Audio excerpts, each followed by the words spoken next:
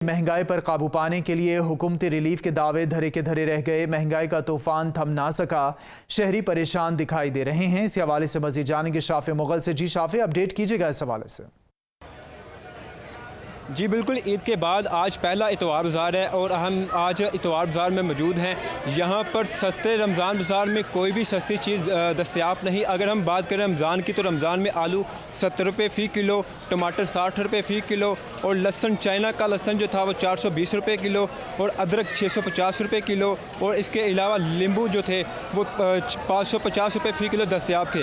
और अगर आज की रेट की बात करें तो आज की रेट में आलू 82 रुपये फ़ी किलो और प्याज 80 रुपये किलो, अदरक 760 रुपये फ़ी किलो और टमाटर 50 रुपये फ़ी किलो दस्तयाब हैं। हमारी कुछ शहरियों से यहाँ पर बात हुई है तो शहरियों का कहना है कि हुक्मरान सियासी मफाद के लिए आवाम के साथ दावे तो करती है, लेकिन जब उनका मफाद पूरा हो जाता है तो आवाम को रिलीफ देने में नाकाम नज़र आते हैं। जी।